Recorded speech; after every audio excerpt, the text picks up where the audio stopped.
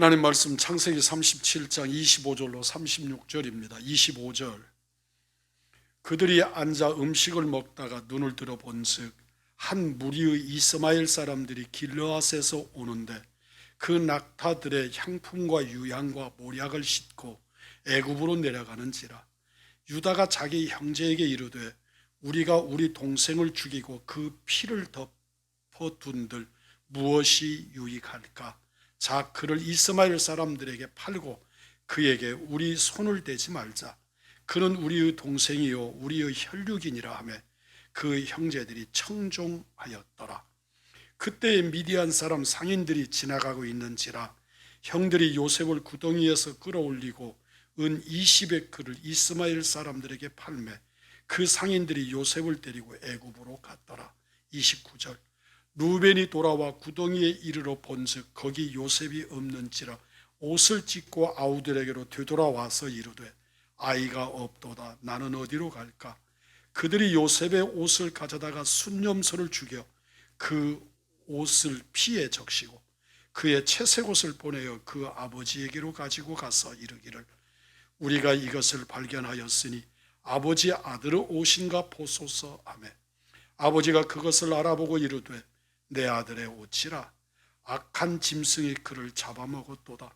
요셉이 분명히 찢겼도다 하고 자기 옷을 찢고 굵은 배로 허리를 묶고 오래도록 그 아들을 위하여 애통하니 그의 모든 자녀가 이루하되 그가 그 이루를 받지 아니하여 이르되 내가 슬퍼하며 스올로 내려가 아들에게로 가리라 하고 그의 아버지가 그를 위하여 울었더라.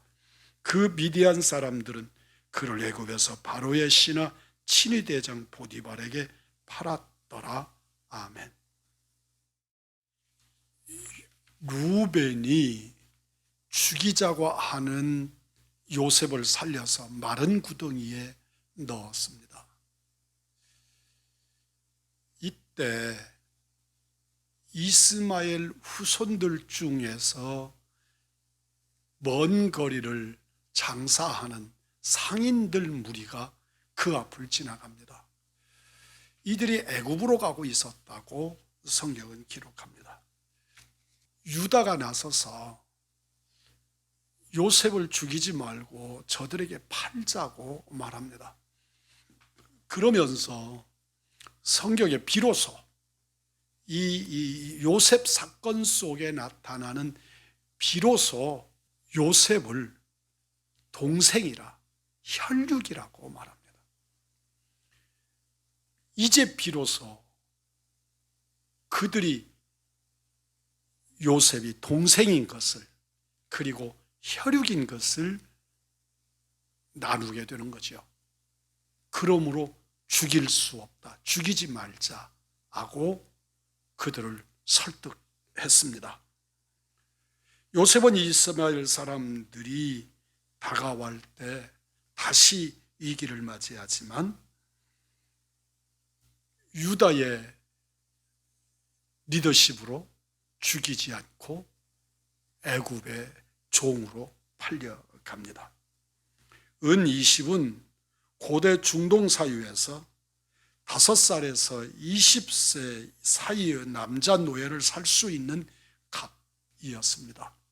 20세 이상의 장정들은 은 30에 팔았습니다. 이 일은 전통이 되어져서 우리 예수님이 은 30에 팔리는 모습을 또한 성경에서 만날 수 있습니다. 결국 요셉은 한순간에 노예로 전락해버리고 말았습니다. 채색 옷을 입던 요셉이 한순간에 노예가 되어서 끌려가게 된 겁니다. 이스마엘 사람들도 사실은 야곱의 조부 아브라함의 후손입니다. 넓게는 한 족속들, 한 집안 사람들인 것이지요. 이스마엘 사람들이나 친히 형제들은 모두 요셉의 꿈을 방해하는 사람들 같아 보이지만 사실 하나님의 큰 섭리로 보면 요셉의 꿈을 이루게 하는 도구들에 불과합니다.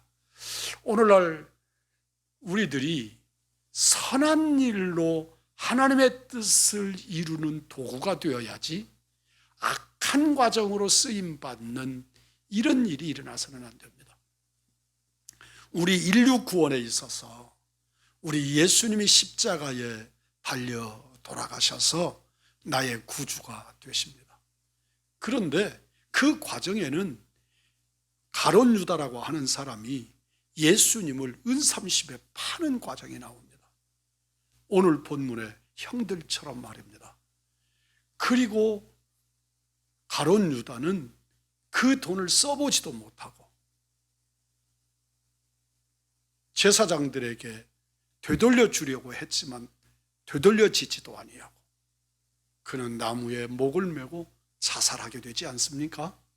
기억하실 것은 우리는 하나님의 뜻의 섭리를 이루는 일에 있어서 가룟 유다나 오늘 본문의 형들이나 이스마엘 장사꾼들처럼 하나님의 뜻을 이루는데 악한 도구로 쓰임받는 일이 없도록 우리를 진리에 세우고 은혜의 자리에 세우고 십자가의 보혈 가운데 세우는 은총의 여러분이 되기를 주님의 이름으로 축복합니다.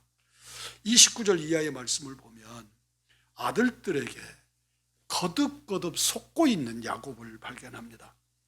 요셉을 애굽에 팔아버린 형들은 동생을 완전히 제거해 버렸다고 믿은 것 같습니다. 하지만 그들이 동생의 자리를 대선할 수 없음도 확인하게 됩니다.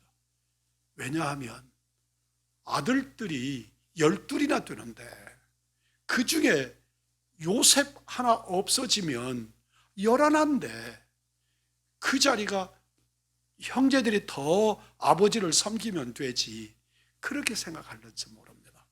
그러나 결코 그 누구도 요셉의 자리를 대신할 수는 없는 것이지요. 형들은 야곱에게 요셉의 죽음을 입증하기 위해서 조작한 증거를 내보입니다. 요셉을 구하려고 애썼던 루벤도 결국 이 모의에 참여합니다. 형들이 증거물을 만들기 위해 사용한 것은 염소의 피와 요셉이 입었던 채색 옷이었습니다.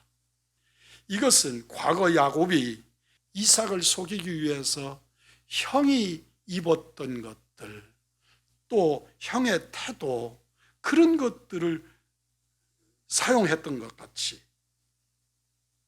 똑같은 모습이 크로즈업되어 나타나는 것을 느끼게 합니다.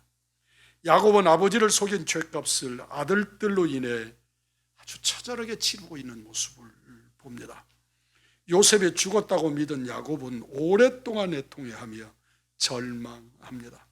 야곱이 요셉에 대한 희망을 포기하는 순간 요셉은 바로의 친위대장 보디바르 집에서 새로운 삶을 시작합니다. 사랑하는 성도 여러분, 진실로 우리는 인간의 짧은 견해, 인간의 한계 안에 갇혀 살 수밖에 없는 존재들입니다. 그러나 하나님은 인간이 알지 못하는 또 다른 세계, 또 다른 역사를 펼쳐가고 계시다는 것을 잊지 마십시오. 내 앞에 보이는 것이 전부 아닙니다. 내가 경험하는 것이 전부 아닙니다. 나는 알지 못하라. 이끌어 가시는 하나님의 섭리 앞에 우리를 맡길 줄 아는 믿음의 사람. 그럴 때 진실한 믿음이 작용하는 것입니다. 오늘도 그 믿음으로 하나님의 섭리 앞에서 샬롬의 은총을 누리시는 은혜의 사람들, 신실한 하나님의 사람들이 되시기를 주님의 이름으로 축복합니다. 존귀하신 아버지 하나님, 우리를 하나님의 사람으로 만들기 위해서 주님이 사용하시는 모든 방법에 겸손하게 순종하기 원합니다. 그 방법이 고통과 슬픔, 때로는 절망일지라도 주님을 바라보기 원합니다.